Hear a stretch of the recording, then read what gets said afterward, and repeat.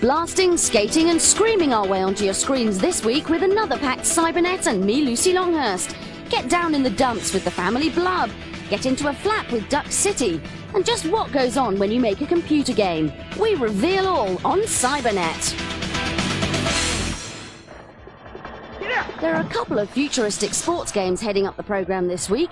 For starters, here's HyperBlade. It's a 21st century cross between ice hockey, lacrosse and rollerball, set in a 3D real-time arena, where your players have to move swiftly across court, ruthlessly pushing past anyone who threatens to get between you and that all-important goal.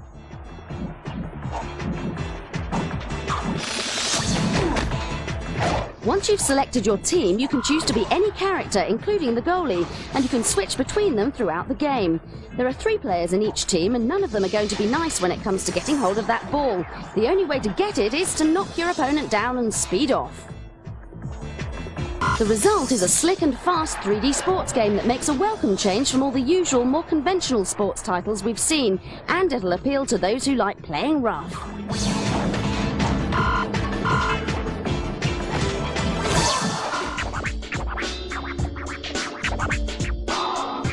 And there's no fair play in this next game either. Pitball is in another future and on another planet. Well, 12 planets to be precise, and not all the inhabitants are human. The parody for this game is basketball, only you're playing in pits. The best way to play Pitball is against a friend to bring out the really competitive element of the game. And it almost becomes a combat sim because you throw in punches and kicks to retrieve the ball, which looks just like a sphere of light. The rules are few and there's no ref to tell you off if you punch below the belt. If you end up fighting in your home court, you'll notice the advantages as you can adapt to the environment. All the better for using that brute force.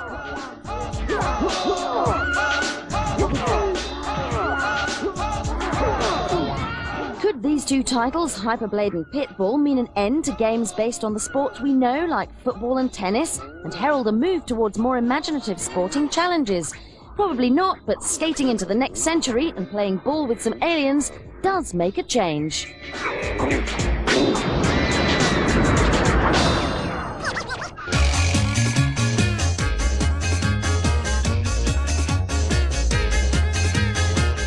Multimedia doesn't have to mean video clips and a lot of useful information. It can be fun too. After all, what else would you call a dog simulator? Behind every great dog lies a great owner, or in this case, artist. Alan Snow isn't your average computer animator who's fond of realism. He likes the personal touch. His latest subject is ducks. It started with a duck dunking a few hoops, then it grew and grew. Duck City is a collection of simple games, screensavers and puzzles starring ducks in a big way. So pick a building to explore and become the duck you've always wanted to be.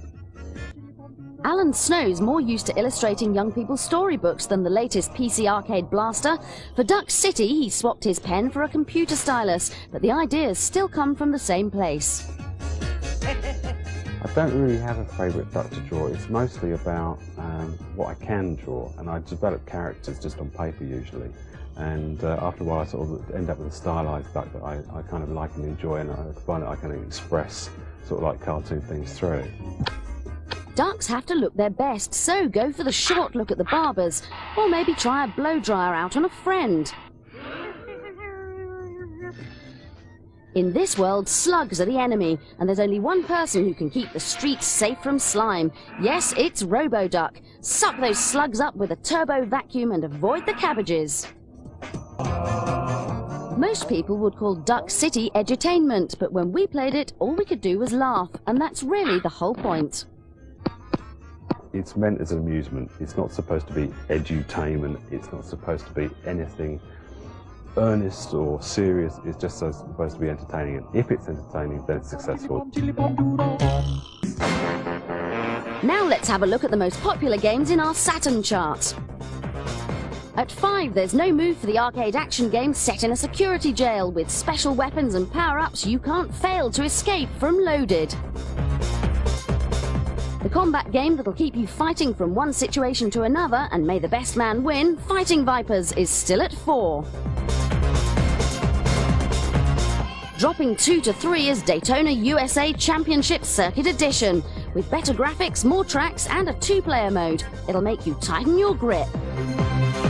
Moving up one place is the fabulous footy sim, where you can tackle the whole world without even putting on your trainers. Worldwide Soccer 97 is at 2. And shooting up to the #1 spot, we find Lara Croft on her all-action search for an ancient artifact. It's Tomb Raider.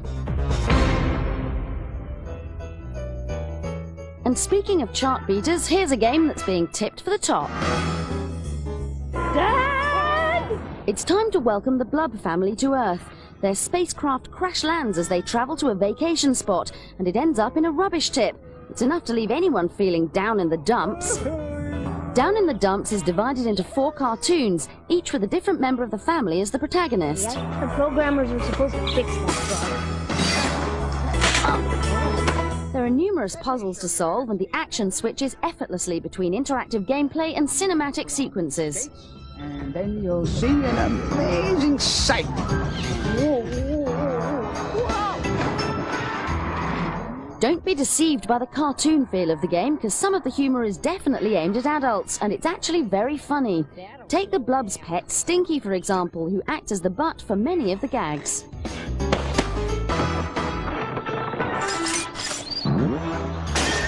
The reason you're here is to help the Blubs find parts of their missing spaceship which are scattered around the rubbish dump. But you'll be surprised where the adventure can lead you. Mrs. Blub meets a genie and wishes herself onto a game show. Couldn't you just write for tickets like everyone else? Her wish is your command. Contestants, Mr. X. Hi, Mom. And Mrs. Blub. Mr. Blub finds himself in a much more compromising position, but he has to do the right thing to solve the puzzle. Down in the Dumps combines adventure gaming and action in a way that'll give it a broad appeal. It's got great animation and graphics, amusing characters, there's plenty to see and do, and it's certainly one of the best-looking point-and-click adventures we've seen or played for quite some time. Silence! This show is over! No, it's not over yet, because we've still got to take a look at Discworld 2. Once again, that crazy wizard Rincewind has caused chaos, and once again he's the only person who can put it right. Yes, it's a point-and-click adventure, and yes, like the first Discworld, it's based on the novels by author Terry Pratchett. This time round, however, there are some improvements to the gameplay. Rincewind's vocabulary has increased dramatically, and the whole game is more playable. Even the humour's good. The pure green grass, the gentle sun, the tedious old fools hitting balls with long sticky things. Okay, you won't get action sequences in Discworld 2, but there are puzzles to solve as you roam around the area, meeting and having conversations with strange people, collecting objects, and slowly working your way towards putting Discworld back to normal, after Rincewind's crazy magic has turned everything upside down. Pratchett fans will appreciate the warped humour, while puzzle fans will certainly have many hours of frustrating brain-teasing with this new Discworld title.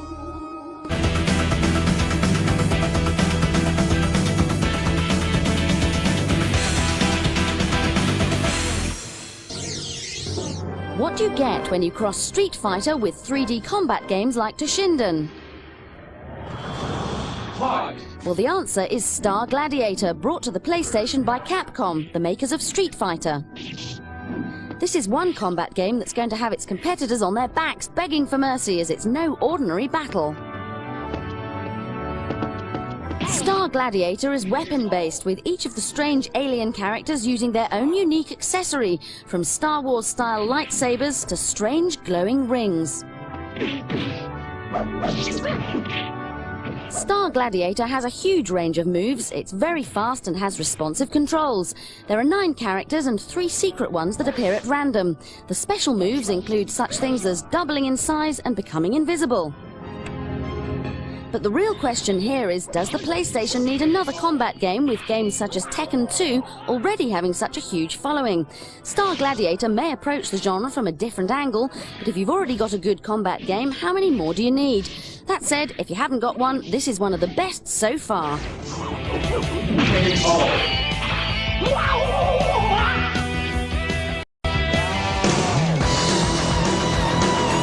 Now for another not-so-original game, Disruptor. In the not-too-distant future, mankind has established several habitable settlements in space, and it's your mission to protect them against all sorts of alien bad boys. Sounds familiar? Well, Disruptor is yet another Doom-style game. It has 13 different levels of blasting action. Each of these worlds is more complex than your standard first-person arcade adventurer, and the graphics and monsters are all highly detailed. Although there is a gratuitous storyline, the aim of this game is simply to blast everything in sight, and there are a lot of things to blast. But there's nothing new about that. There are many bad Doom-style games around at the moment, but luckily this one's different, because despite its limitations, it's highly playable. Each mission places you in ever-increasing danger, and you'll need to think as well as have quick reflexes if you're to survive and move on to the next level.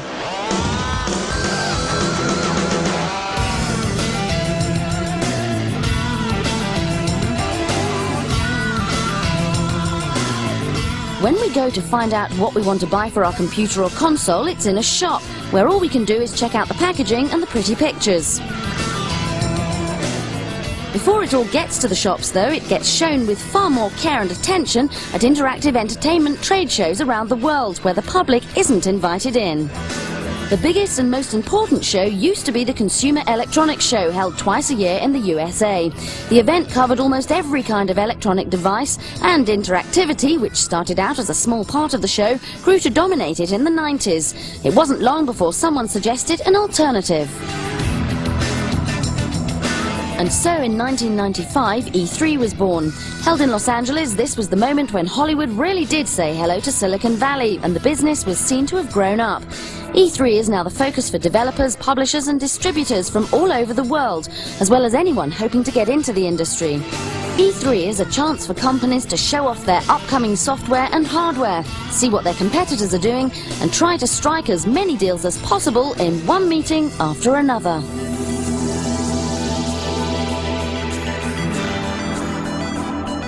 ECTS is Europe's smaller version of E3. It used to be held twice a year, but now that publishers want to hold back their best products to unveil in Los Angeles, it's switched to an autumn-only arrangement. As a result, ECTS in late 1996 was the biggest it had ever been, with almost as many millions being spent on displays as at E3.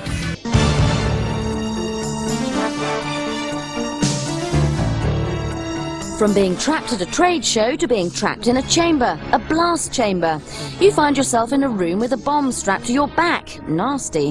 The obvious goal is not to blow yourself up before your time runs out. It's a race against the clock as you search for the crystal that will add valuable seconds to your life. Put it into your color-coded transmitter and you'll get a reprieve. Put it in somebody else's and they'll lose time. There are various chambers throughout different levels of the game, and their main feature is that they rotate. You control them, so choose the right time and you can dislodge the crystal from somebody's hands just as they're about to reach the transmitter. But watch out, because they can do the same to you. Each chamber has different traps and pitfalls, like these painful-looking spikes and open spaces in the floors or ceilings, depending on which way round the chamber is at the time. There are also some power-ups to help you beat the others. These high-jump boots are particularly useful on this level. Blast Chamber is certainly something a bit different. The graphics are not the best we've seen, but its mix of gameplay, racing against the clock and strategy make it surprisingly enjoyable to play. And there's a multiplayer option for up to 4 people, which adds to the tension. This is one chamber that's a real blast. And there's some blasting going on around the streets of Mechio, the strange-sounding name of the metropolis where Crimewave is set. Although there are cars, this isn't a racing game, and although you fire at things, it's not really a combat game either. You're a vigilante cruising the streets to keep them free of trouble. In one of your heavily armoured cars, you drive round, and when something appears on your scanner, you go and get them. Each hit wins you credits, which can be used at garages to improve your car's features, giving you even more chances to get those baddies. You may get your target this time, but watch out for other cars. If you target them, you could destroy an innocent vehicle. Crimewave is an admirable attempt to combine two different genres, but in doing so, it's lost the main elements which make each type of game so successful. It's not competitive enough to be a racer, nor in-your-face enough to be a combat game. Crimewave is playable, but it won't blow you away.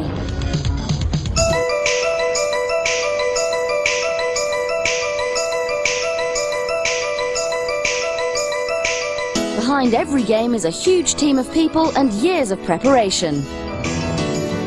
But what do all these games have in common? Well, they were produced by one software company, Gremlin Interactive. We went behind the scenes at their headquarters to find out exactly what goes into making a new game and where the initial ideas come from.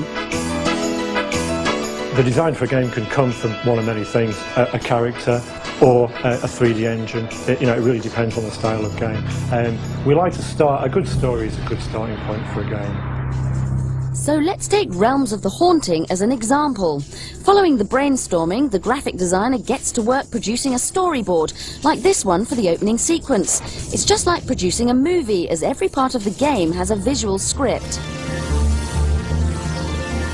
Meanwhile, the programmers are hard at work writing the game code and working on the engine, which provides the structure and movement within the game. The look of the game is crucial, and there's a whole team of people who design the graphics.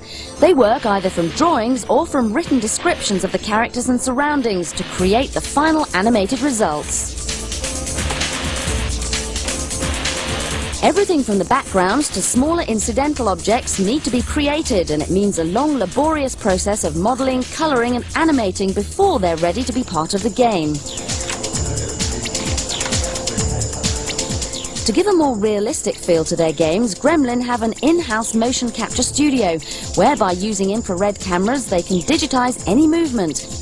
This is particularly useful in their Actua Sports series, as it gives lifelike movement to the players. Once the graphics are completed, they're incorporated into the game engine, and the programming continues. At the top of Gremlin's offices, one of the last important elements is added to the game, the sound effects. Games with speech are also redubbed into a variety of languages.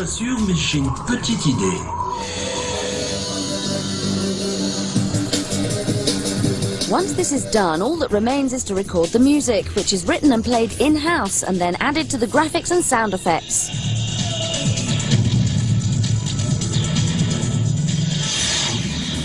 And so the program is finally finished, but it's not quite ready to hit the shelves. The game is now given to the testers, who'll play it all the way through looking for bugs and glitches, or simply anything they don't like. These problems are then reported to the programmers, who'll try and fix them. For us players, this is possibly the most important part of game production, as no one wants to buy a faulty game.